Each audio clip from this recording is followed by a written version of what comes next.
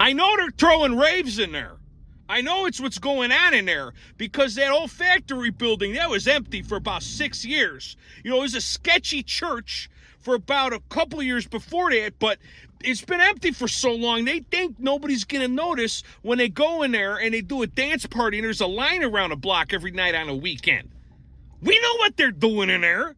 You know, me and my neighbors, we were just standing out there looking at it, said, you know, I said to Tad, I said, I know what they're doing in there. He looked back at me, he said, yeah, you do. Thank you to Birch for sponsoring this video. Thank you to Birch for sponsoring this video. Thank you to Birch for sponsoring this video. Thank you to Birch for sponsoring this video. Thank you to Birch for sponsoring this video. Birch is a premium mattress in a box company that makes mattresses and sleep products that are stylish, comfortable, and environmentally conscious. Their non-toxic mattresses are made right here in America and are crafted with organic and natural materials that have been sustainably sourced. Birch mattresses are Green Guard Gold certified, meaning no harsh chemicals are used. I feel hot when I sleep, so the organic materials keep me cool and regulate my body temperature. We've had the Birch down here for like 4 or 5 months. It's pretty comfy compared to the old pallet on the floor that I slept on back in the shed. It was so easy to go online and purchase it. I didn't have to go to a store and talk to nobody or leave the shed. They delivered the mattress right to the door for free within the USA. It came rolled up in a box and it was easy and fun to unroll it with my friends. I love my Birch Luxe mattress and I think you would too. If you're looking for a new bed, check out Birch. You can click the link below or go to birchliving.com/crimepace for $400 off your mattress plus 2 free pillows. With your Birch mattress, you get a 100-night sleep trial along with a 25-year warranty. If it makes you nervous to buy something that you haven't tried, you get more than 3 months to make sure that you love it. If you don't, they'll pick it up for you and you'll get a full refund. Pillows.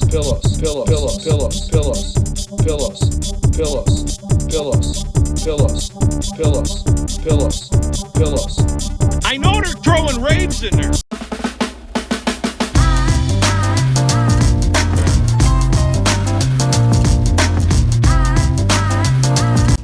Greetings and welcome to another episode of Crime Pays What Botany Does, and today we're coming to you from the very diverse high elevation cloud forests of southern Oaxaca State, Mexico, about halfway between Oaxaca City to the north and the Pacific Ocean to the south. We're at an elevation of roughly 7,500 feet. We go up to about 8,600 feet, and we're here during the rainy season, which lasts from about August to November. During the winter, it's actually pretty dry. You don't get that much rain. But right now, every day it starts raining around noon, and it just dumps. We have a very rich and diverse community of fungi in the soil here as well, due to the ectomycorrhizal association with the trees, as well as the endless amount of plant debris that seems to be accumulating in the soil duff each year. So you got something for the mycorrhizal fungi as well as many of the saprotrophs, okay?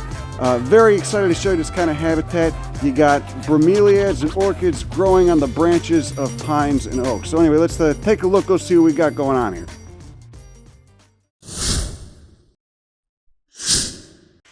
Okay, so anyway, this whole region, we're going to hang out here while it's raining, actually. I just want to get that out there. We're going to hang out here while it's raining. We got the little shrine and shit with the Blessed Virgin and whatnot. You know, this whole area has been thriving off of psilocybin tourism in the last few years. I remember being here 5 years ago, and it was just a small town with no cell service. Now they got all these kinds of different resorts, and with the shit, they're hacking, you know, little trinkets. You can basically go into a little tienda or a cafe kind of off the main road, and they got all 3 different species of psilocybe just laid out, selling them for way too much money. But you know, I guess it benefits the townspeople, which is good, and maybe it'll get someone to realize that they're being an asshole and correct their behavior or something too, as psilocybin can tend to do. It can also just make you a fucking idiot too. There's no guarantee. Anyway, that's not why I'm here. Why I'm here is because the habitat here is absolutely incredible. It's high elevation, low latitude cloud forest. So what's interesting about these cloud forests is you get a lot of really bizarre variations on plants that you may already know. So you'll see a genus you know that probably grows in Georgia or maybe out in California, but you'll see a really weird variation on it. So that's what we're gonna go check out. Let's go see. You see they got all the chingaderas, very cute little chingaderas of the rumbes. They really play up the mushroom thing, and good for them. And then here we got Lopesia. It looks like Lopesia miniata. I've actually grown this from seed before, and it did really well in my garden in Oakland. And those little hairs that you see coming up on the stem actually turn into facultative roots. So this plant roots really easily. I grew it in a little terrarium storage bin for a while. Onagraceae, evening primrose family. They're called mosquito flowers, the whole genus Lopesia.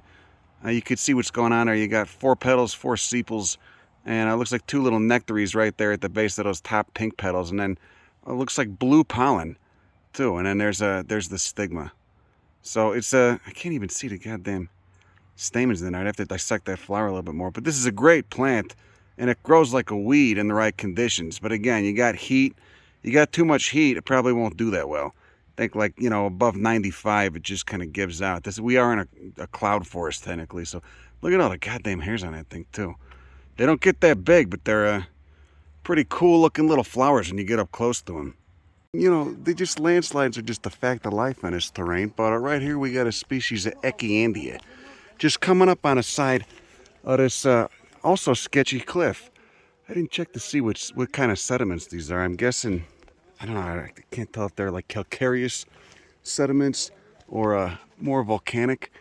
Quite possibly more volcanic. But let's look at this member of the asparagus family over here. Get a couple species of Echeandia in the United States. Genus seems to be more diverse in Mexico. Look at those dangly banana-shaped anthers. And you got a green ovary right there in the middle.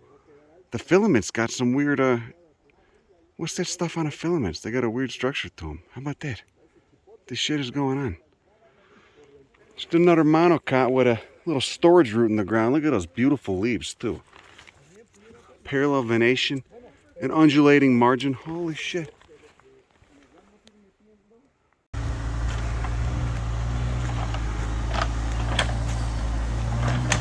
This is fucking terrifying, man. Some of these goddamn roads you drive on. Right here we got a species of Salvia, one of like 12 different species of purple or blue salvia in the area. A lot of salvias here, but you can see they got that landing pad petal, so it's quite unlikely that these are pollinated by hummingbirds. I'm just going to go out on a limb there, suggest. There's the leaves right there. Did I got a smell to them? Mildly. Got a nice Acalypha. Where was it? Right here. Look at it with the little rads. Euphorbiaceae, poinsettia family. Okay, either dioecious or monoecious, but not the pretty doubtful that those are bisexual flowers. I have not inspected them yet though, but I don't believe any of the Acalyphas have bisexual flowers. So those are the male rads, and the females are probably at the, well, maybe it's a dioecious species. I don't know. We'll look at it later. Castilleja over here, one of the paint brushes. You can see they got the corolla, the petals are actually fused into the tube that's inside that red bract right there. Those are the sepals actually, forming that little cuculate hood. And then there's the corolla, and then there's that green style poking out. And you could just see the tip of those stamens, the orange pollen on those anthers poking out of the top. So you got the anthers and the style all up there at the top. Otherwise, you can't see the sexy parts of this plant. A hemiparasite, of course, borrowing a little bit, stealing a little bit of energy from one of the plants on this hillside. And is that a giant backer? No, that's not the backers. Maybe that might be the Begonia right there. So to get all the diversity, you kind of got to come to the road cuts, because otherwise it's just thick forest. You can see looking across over there, very steep terrain and very thick forest with a lot of pines and a lot of oaks. See that up there? All that moisture just rising, all that water vapor just rises and then dumps. So every day it starts raining in the afternoon. Mornings are generally, well, I wouldn't say clear, they're foggy. Maybe it'll clear up around noon, and then it starts dumping around 4 or 5, and then it just rains all night. So it's like the climate of the Pacific Northwest, but maybe a little bit warmer. Anyway, we got a bunch of good stuff going on right here. We got Ulmus acuminata, an alder. Birch family, Betulaceae, order of oaks, Fagales, and it's got the nitrogen-fixing bacteria in the roots, and the genus Frankia, that actinomycete bacteria. And the fruits look like little cones when they're mature. So it'll fool you. It kind of looks like almost, you know, fruits look like a conifer almost. Over there you got Arbutus xalapensis, the Mexican madrone. You can see there's quite a large stand of them up there. And then coming up at the base of this cliff, we got a crazy blue pea. Given it starts off purple, but the flowers quickly age to blue. You can see the more mature, older flowers at the bottom. Look at that beautiful blue color. Beautiful indigo. You got some glands on her too. You got plenty of trichomes. Look at the calyces there. And then those wing petals are just a beautiful white. Otherwise, just looks like your typical weedy pea vine. Could it be an Astragalus? And then over here we got a damn ceanothus, which also has nitrogen-fixing bacteria in the roots. Look at that beautiful abaxial surface, all white. And there's the inflorescences, buckthorn family Rhamnaceae. So much damn ceanothus. Then right here we got a Dahlia australis. Look at that thing, holy hell. Look at the color on it. You could see why these get thrown around in the plant trade so much. Look at those ligulate styles out receiving pollen. The little ones, see, in a stigmatic phase, the female phase, and the ones in the center are just dumping pollen. You can see the pollen grains just coming off those forked styles. And then, of course, the big giveaway for it is those caliculae right there on the end of subtending the whole capitulum.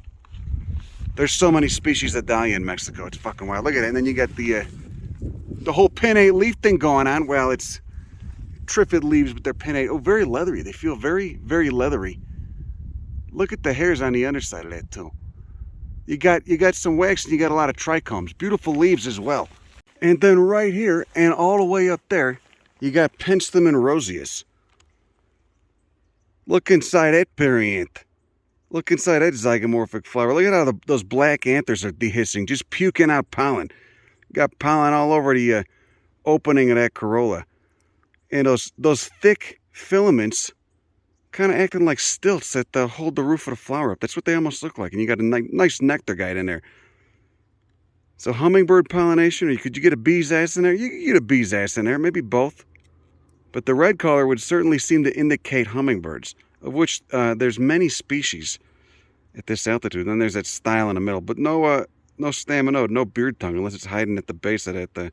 Most of the Penstemons got staminodes in them. Unless it's at the base of that flower and I just can't see it, who knows? Okay, now I'm all fucked up. Now, looking at this Penstemon, okay, at first glance it appears similar to the one that I just showed you, which I thought was roseus, but you could see it's got a staminode, and the anthers look way different, and the flowers are smaller. Look at all those hairs on the goddamn corolla, and it's got the perfoliate leaves. Nice, well, almost perfoliate, clasping. So I don't know. I didn't consult the key. We're all messed up here. This could be Penstemon hartwegii. Maybe the other one's Penstemon roseus or vice versa. But the other one didn't have that damn staminode, and you look at the flowers, they're much different. Still got the hummingbird pollination going on. Maybe bees getting their ass in there too, but the flowers are smaller. Holy shit. This is why you need a key, all right? This is why you need written descriptions of plants, not just field guides and pictures and shit. Subtle nuances. Now we got another blue salvia, okay? But it doesn't have cauline leaves. You got no leaves on the stem. It kind of smells like weed, so it's got a very pungent stench to it, which the other blue salvia didn't have. It's got basal leaves with the petiole that kind of are arrow-shaped and fuzzy as hell. And then there's that flower. It's subtle nuances, man. And look at that flower. Look how big that lower lip is. Just dumping out. Dumping. You can see it's still got the style poking out. It's so glandular, though. And it does. The trichomes and the terpenes on it kind of smell like weed. Very bizarre. Pleasant. It's a pleasant smell. Some goddamn dispensary in fucking Boulder could market that smell if they could figure out what was, figure out a way to breathe that into their pat crap. These guys are doing pat. All these guys are doing. Look at this. Damn, look at that. Look at that oxalis. It's kind of a cool leaf shape for a native oxalis, huh? It's Quercus rugosa. Is that what that is over there? Wonderful oak species. Anyway, got another member of the Eupatoriae tribe right here. I'm always talking about that tribe. The Joe Pye weed tribe, the stevia tribe of the sunflower family, Asteraceae. This looks like a species of Agritina. See those long-ass styles? Brush-like styles poking out. Could also be a stevia, but I'm going to go with Agritina. Nice corim. Just all clambered together. A little flat top. See the inside. Oh, look at those. Look at those. Look at all those tiny white corollas. 5-lobed corollas with the long-ass brush-like styles poking out of them. And then there's those leaves. Opposite leaves with a very peculiar texture to them. All right, almost bolate. Almost bolate like that. You know, they bubbling up. Okay, maybe to shed the excess moisture. They got hairs on them too, kind of scabbard. Just random dogs come up to you. Hey, come here, come here. I want more of that. Come here, get over here. What the shit? Look at this. This might be a species of valerian. This is a species of Valeriana. Caprifoliaceae is the family, honeysuckle family, but it's in its own subfamily, the Valerianoideae. This might be a Valeriana oaxacana, which is a rare one. Look at those leaves, mostly basal. Got a couple caulline leaves, but mostly basal. Fluffy, no, don't piss on it. No, don't piss on my agritina. Go piss over there. You're so fluffy and fucking nice. Hey, good boy. The shit is this? Look at this. This looks like a damn desmodium. Look at it. It's like 6 feet tall. Look at those beautiful pink pea flowers. Papulinaceous. This is like a monster desmodium, though. Jesus Christ. You know, I wonder if there's any records of this in the herbarium. Got to check SciNet, southwestbiodiversity.org. Look at those leaves, though. Bangers. Okay, so we got this beautiful dahlia right here. Beautiful native dahlia. We got that massive agave atrovirens. See, they get that limp stuff when they're growing in the shade. Okay, when it's a little too shady for them. And then I mean, you can see there's a fucking 12-foot wide agave. And we got this interesting batch right here, Archabacarus, okay? In the coyote bush tribe, Baccharidinae, however you pronounce that. Anyway, the coyote bushes, Baccharis is a huge genus all over the neotropics and the American West as well, and down into South America. This genus, Archabacarus, is something else. You can see it's got a little bit different of a form, but it's still got, you can still see those, that papi, the pappus sticking out of those flower heads. I'd love to see what they look like when they're going off. I assume these are done already. So we're seeing it post-flower. But the leaves, you can see they're serrated, alternating. Just another variation on a theme of a genus I'm already familiar with, so I get a little excited about it. You should too, if you learn a thing or two about. There's some cool shit going on with Asteraceae.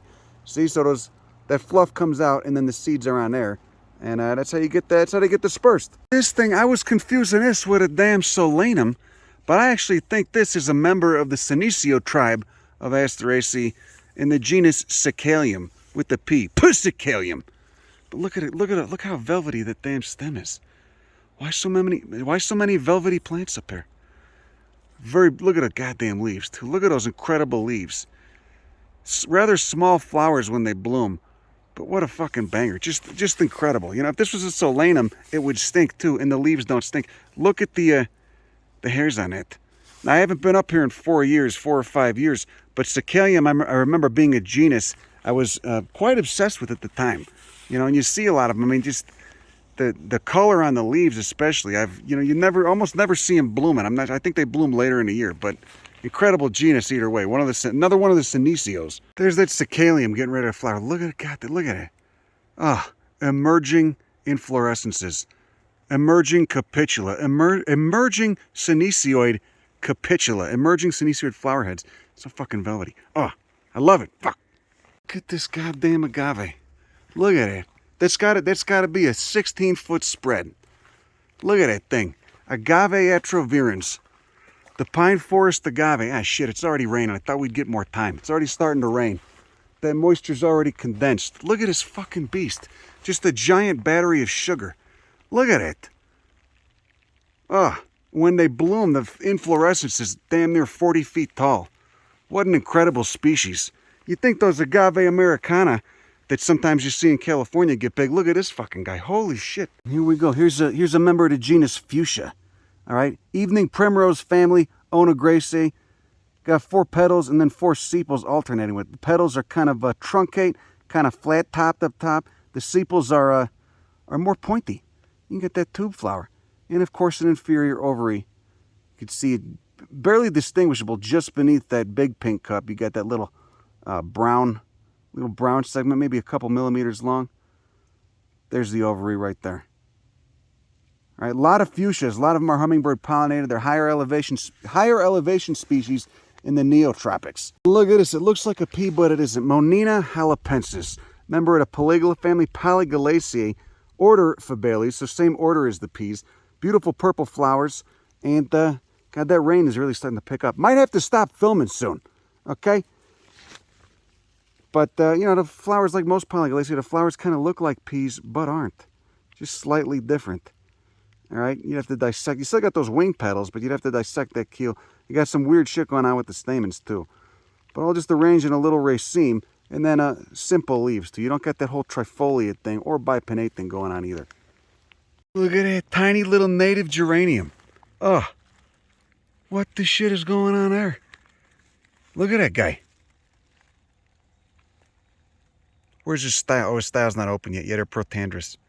Look at that. How many? 10 stamens you got in there? All the hairs in with the shit.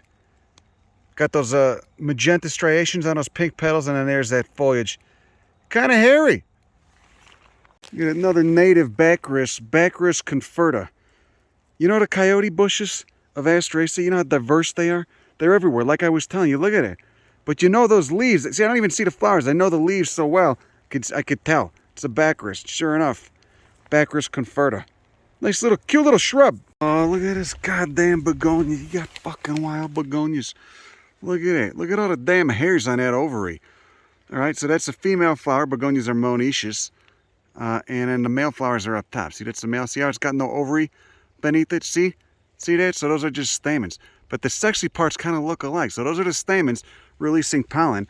And then those are the styles, which kind of look like they'd be releasing pollen. And I guess that's how you get the bee in there. It's how you dupe the bee into going in there trying to get pollen. Because I don't think begonias offer nectar. I think they just offer pollen.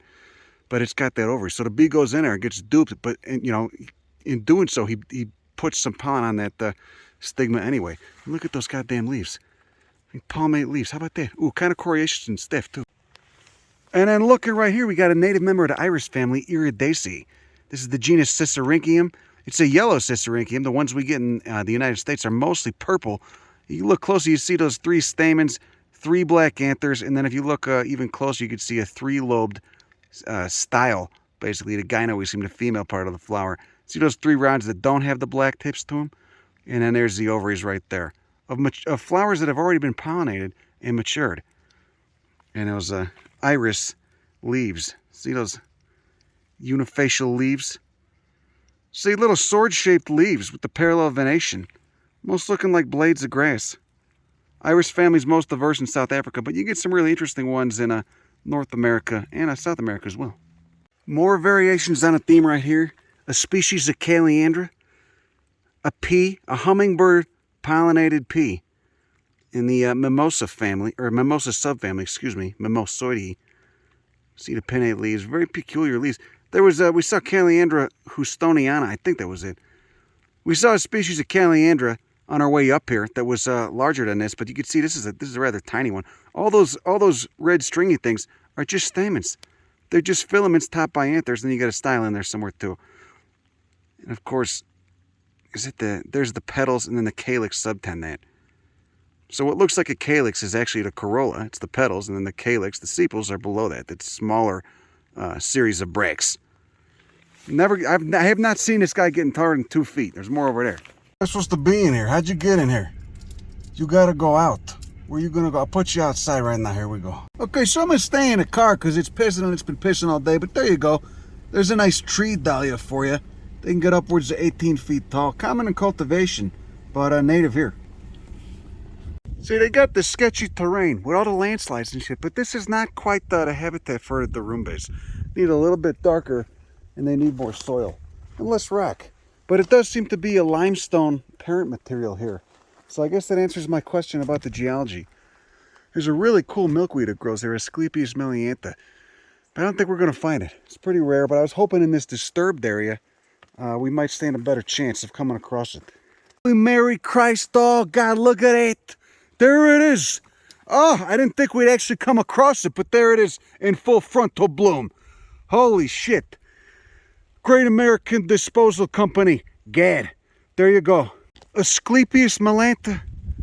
Asclepias melantha. I didn't think we'd actually find it, but I just, you know, I said, let's go higher. We're going to have to find a clearing, possibly a disturbed area where there's more sun. and I will stand a better chance of coming across it. But look at it, and sure enough, there it is, thriving in the sun. So it's benefiting from the disturbance here, from the fact, I don't know what they were doing. Maybe they were quarrying for rock or something, I don't know, but it's a fucking banger of a plant. A banger of a New World milkweed. Look at those leaves. You got any hairs in it? You got some hairs on the stem. Tiniest hairs on the stem. And there's that stigmatic slit. Oh, what a fucking incredible species. Somewhat rare, restricted to the montane areas of central Mexico. And southern Mexico, where we are now. Look at those flowers. Look at the goddamn flowers on this milkweed, blood red. Oh, you got your opposite leaves with the undulating margins. Standing about, I don't know, how tall is that? 3 feet? About? Oh, coming up with the pines and the alders and a circle carpus and what the shit. Get a nice money shot of that. Look at it. What a banger. Oh my God. See, they got these cute little cabs because the roads here are so narrow and sketchy and fucked up. Okay, so it's already started raining today, as you can see, and it's not going to stop till probably 2 or 3 in the morning once it cools off a little bit more. But there's an old flowering stock of Agave atrovirens, and that's actually a small one. They can get a lot bigger than this. But you could see, you know, a 35-foot tall inflorescence with literally tens of thousands of seeds up there in that stalk. Each one, you know, each one of those tiny capsules has a couple hundred seeds in it. So just a massive cloud forest agave. You can see the monocarpic, so it's done. This one doesn't, Agave atrovirens doesn't seem to pup. It doesn't form offsets. There's those beautiful spines, beautiful recurved spines. What an incredible habitat. You got all kinds of pines, and it's, you know, so much water vapor, visibility is reduced to about, I don't know, 400 yards. Anyway, that's all I got for you today. Hopefully you got some out of that. What an incredible, incredible ecosystem up here. You got all the room bays and what the shit. Let's hope that all the psilocybin tourism doesn't blow it up too much. Whenever you get all that psilocybin tourism, you always seem to get, or any kind of like drug influenced tourism, even though I don't really consider mushrooms a drug, you always get the sleazy shit. You always get people acting like vultures, trying to sell shit. Pretty gross. Let's hope that doesn't happen too bad here. Anyway, that's all I got for this afternoon. Have a good rest of your day. Go fuck yourself. Bye.